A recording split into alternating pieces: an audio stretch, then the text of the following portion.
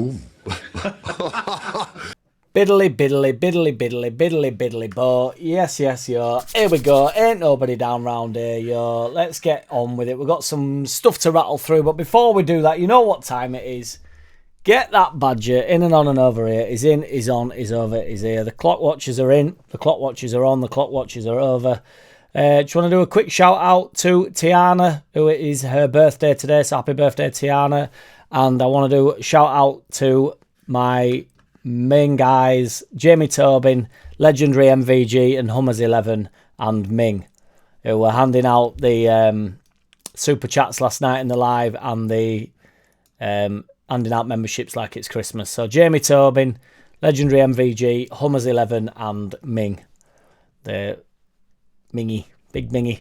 So I'd like to start the podcast with quick shit vid. Lampard is a tit. So the 4-2 thing that he did to the crowd, getting his 4-2s up, is so daft. He won a game about 8 years ago for a different club. We've since got a new different manager. We've been up, we've been back down. It's 2 years later than we've been down. He hasn't won anything as a manager. He's been sacked everywhere, single place he's been. I literally don't understand where that comes from. I don't know why he thinks that's sort of some sort of flex. It's not even remotely. Apparently sent a bit of a wanker sign as well, which is quite hard to sort of see in the video, but I think he probably is doing that. I'm actually more for the wanker sign. He's so bitter, isn't he? I was just talking to my brother, funnily enough, and we were on about when he did that thing to Klopp, when they were having an argument with Klopp, and he was like, how many fucking Premier Leagues have you won, mate, or whatever. Like, well, he's won them as a manager, hasn't he? And, like, you know, that's the game we're now playing. We're not on about, like, youth level football, are we? Like, what you on about? It's not. That's why he can't handle it. He's out of his depth in management, isn't he? Farke's pulling some strings and he can't deal with it, basically, and then he's getting radgy about it. I mean, you know, he's only won stuff. He's a winner, but as a player, you know, he's not a winner as a manager. He's won absolutely Jeff also, and he's been at some decent clubs. They didn't even go up, didn't Derby, that year? So it's not even like, you know, he did a job on us. He just got away with it, didn't he? You know, stop crying, Frank Lampard. But we love it. That's what we're here for. You know, it's on that wilder hype. I love to hate Lampard. It's all good. Fat Fwank having a little meltdown, having a little whinge and a cry. Joe Peru, amazing again. Brilliant finish. He's top at league now in goals and assists. He's got 13 goals, 5 assists. We are unbeaten in 13. There was still a lot to do for Peru with that finish, I thought. You know, the pass from Solomon, although it's first time and it's obviously always going to be a bit bobbly in that, he's extremely composed to take a couple of touches out of his feet, and then we just know he's so mint in front of goal, isn't he? Meslier, I thought, was excellent. He was man of the match in a lot of people's eyes, and then I came around to the fact that, you know, it was a legitimate thing to give him man of the match. The first save he made was absolutely excellent. Really digs it out, really gets down, digs it out. So I was buzzing for him, to be fair. He needs that little bit of a confidence boost. It's also on Farke's man management, you know. I was thinking about this, and Darlow, you know, has probably hit his ceiling. There has to be something to be said to get behind players where you think you know that they've got some level of quality where you stick by players. The easiest thing to do would have been to drag Darlow in, wouldn't it, and get Meslier silent S out the door or not play him. But Farke's sort of held his stall out. It's also like it's an unusual thing for managers to do nowadays, stick with the younger players, due to the fact that in reality Farke's not going to be here in a few years. When we get into Premier League, if it doesn't go quite well enough, you know, he's like all managers on the end of a sacking, aren't there? So there's only a few that get away with the sack. Like, you know, you would imagine Guardiola leaves Man City off his own will. Klopp left Liverpool on his own will. I mean, even your Mourinho's and, you know, your Ancelotti's and everybody's not on end of a good old sacking. So, you know, it is a big thing for him to stick with someone, a young lad that he obviously sees plenty of potential in. So, and it's, you know, he will be judged on these decisions come the end of the season. I thought they lost the ball a lot, did Coventry, to be perfectly honest. They were constantly losing ball. I thought Bogle's goal was absolutely mad mental when he's charging forward. I had a bit of a reaction to that because it does look like he sort of like ran it away. And Bogle actually says, you know, I thought I'd overrun it, which, well, he thought he'd overrun it because he had overrun it. What was interesting was the touch that he took. He sort of just taps it with his left foot, which is slightly more unconventional because he's sort of like looking, you'd think he'd go with his right for the nutmeg. I know he ends up overrunning that. Then the keeper spills it. Somebody mentioned in the chat yesterday, you know, can you imagine if that were Meslier silent S that, you know, did that?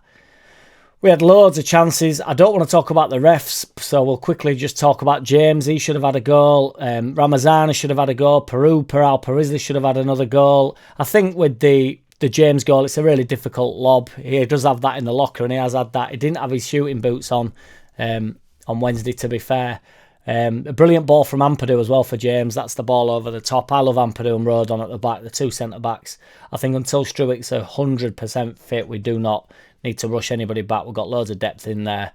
But I said I didn't want to mention the refs. It does need mentioning. We had disallowed goals. We had 2 disallowed goals, in my opinion. There's the Nonto goal, which even if he thinks Nonto, I don't know what has happened with that. He's well onside. Nobody's offside. The liner seems to wait forever. I don't really understand what the conversation between the ref and the liner. I don't even understand the conversation they're having because it's so irrelevant.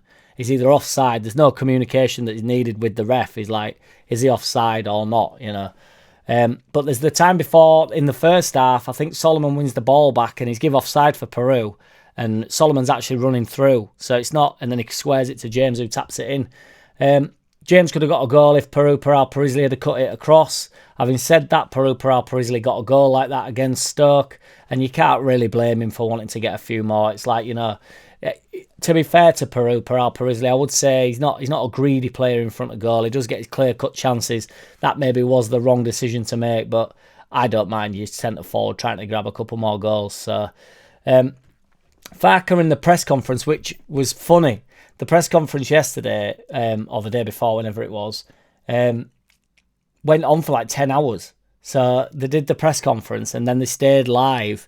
So everybody was like logging on. It was quite a funny feed to go on. Everybody that was in the live feed last night in the underlap will have noticed it. You know, we were talking about it. It's quite funny. But that was still going on until like 3, 4 in the morning. So it's been going on forever.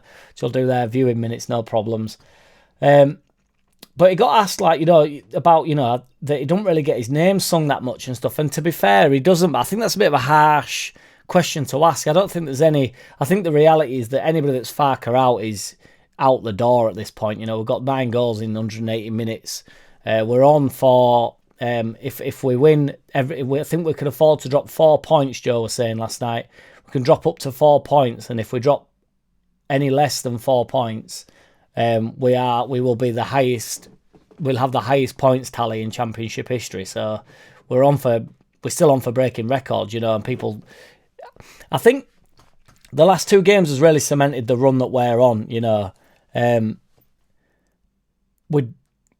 in full flight now, and it's not really felt like that due to like maybe like a couple of little shitty games. Like the whole game sort of drags us back into the wishing well a little bit.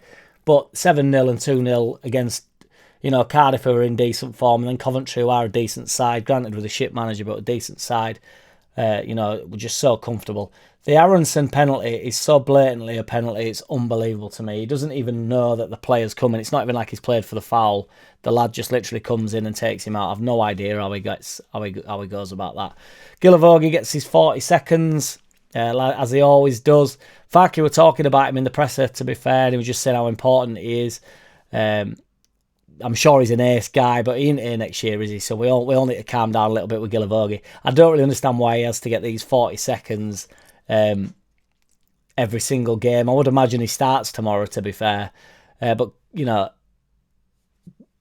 Farke was saying it's one of his best ever signings and stuff, which is, you know, I'm all for him round club and that. I'm sure he's mint, but, you know, I think the wheels have slightly fallen off. I don't think he can possibly be said that, you know, when you've got Tanaka and stuff in there, I don't think we can ever say that he's your best ever signing, but I'm sure he's just, you know, just keeping the bloke happy, which it does seem like a breath of fresh air, light bulb round place, but, you know, there's a time and a place. Got the best goal difference we've ever had after 31 games. Winning 7-0 always works. It's plus 43, and the best goal difference we've ever had is plus 49 in 1927. So we are well on yet again for breaking more records with Farke. The Bielsa Farke thing comes up a lot. Like, you know, Bielsa didn't have the same side that Farke had, and that is a fair enough statement, but we are currently exceeding what points tally, etc., that Bielsa was on when we was in the Championship, when we went up the year that we went up with Bielsa.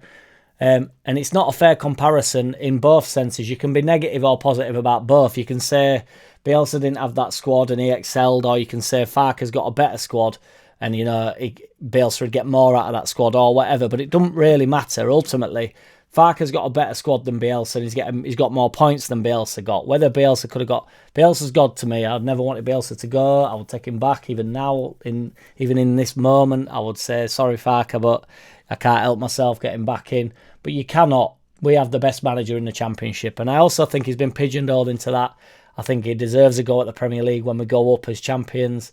Be interesting to see what he does tomorrow. He's said himself that he's going to rotate. So we knew there'd be 3 or 4 or 2 or 3 rotations, which is what he normally goes for. But I actually think it'll be like wholesale changes. And to be fair, I actually think we're good value for that on the basis that...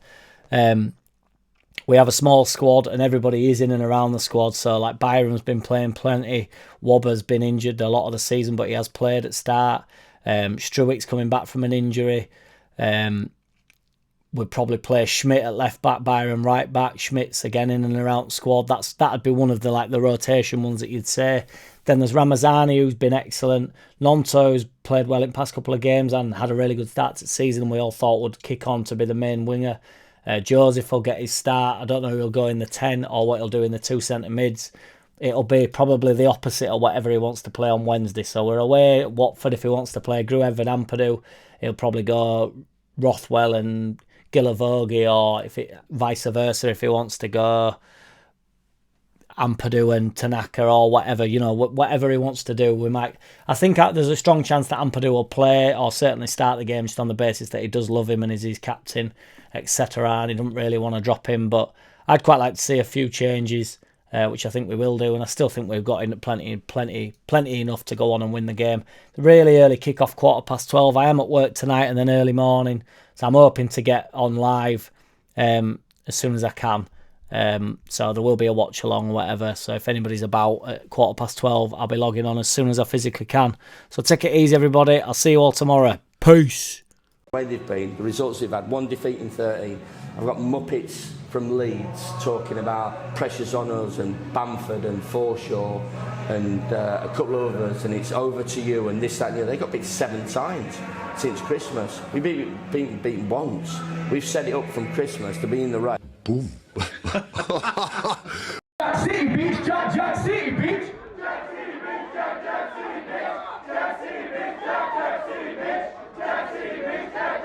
Hey! I don't wanna play no games. No, I don't wanna play no games. No, I don't wanna hear your promises. You do you and I'll do me. That's just the way it is. Don't wanna ever feel surprised. That's why I ask no.